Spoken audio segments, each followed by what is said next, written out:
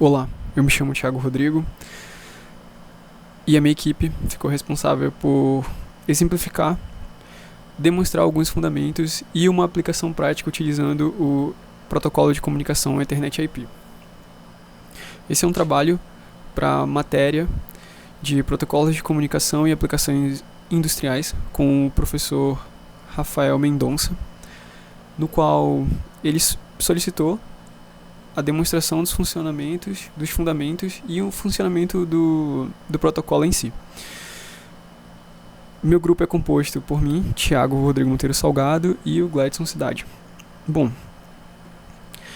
para desenvolver essa aplicação, nós inicialmente utilizamos a biblioteca CPPO,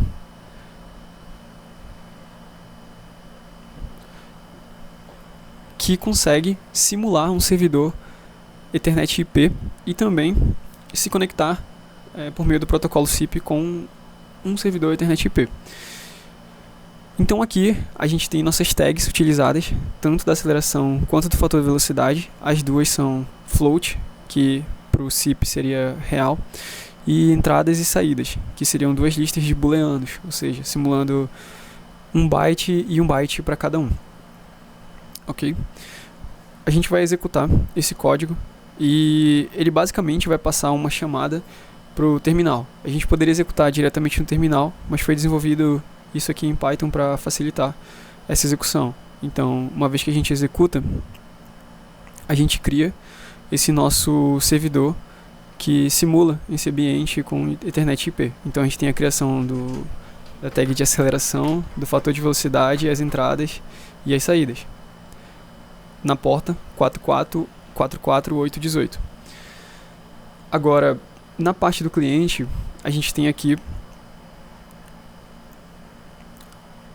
todas as funções de comunicação e também de conexão com o nosso servidor Ethernet IP. Então a gente tem aqui a parte de comunicação, como foi dito. Lembrando que a biblioteca ela abstrai bastante, então a gente não precisa entrar em baixo nível para fazer essa comunicação. Basta chamar a biblioteca, a comunicação, basta chamar a biblioteca e passar como parâmetro tudo aquilo que é necessário, que seria o IP e a porta. E ele também estabelece um timeout para caso ele não consiga se conectar ou a conexão caia. Então, uma vez que a gente tem tudo isso setado, a comunicação é aberta e a gente já pode começar ali a trocar dados com o nosso servidor. A gente tem a função para escrever e para ler booleano e para escrever e ler também em uma tag diferente, que seria no caso de um float. Também serviria para um inteiro. Agora, uma coisa diferente é que nós criamos também algumas rotas utilizando o Flask. O intuito disso é a gente poder interagir com essas funções em Python, porém de um outro framework, utilizando outro framework, que seria justamente o Node-RED. Esses nós aqui são responsáveis por gerar essa tela. Então, aqui a gente está vendo alguns erros, mas eles vão sumir logo logo.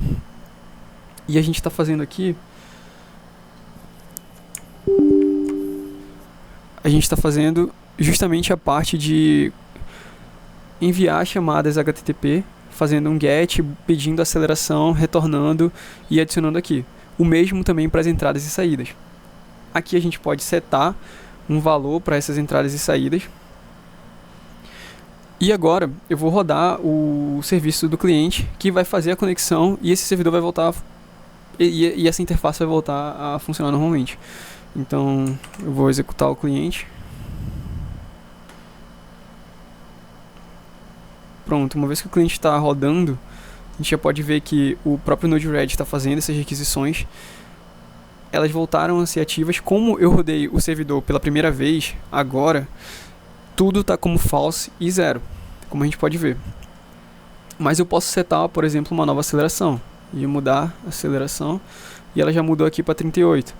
E a gente pode observar no nosso servidor aqui que a comunicação ela de fato está acontecendo. Então dá para ver que houve uma comunicação, dá para ver todo o processo acontecendo, e aqui tem muita coisa porque ele está buscando, ó, dá pra ver toda a parte aqui, internet, servidor internet IP, toda a parte de comunicação, o quanto ele está recebendo, e ele não para porque ele está recebendo o tempo todo os dados, buscando quais são os valores atuais. Então, aqui a gente pode mudar o speed factor, a gente pode interagir com uma entrada, então ela vai alterar aqui, só esperar o pooling, com uma saída também, e com outro output, e a gente pode ficar brincando aqui. E aqui a gente demonstra uma aplicação na qual a gente consegue tanto monitorar quanto também injetar determinados valores.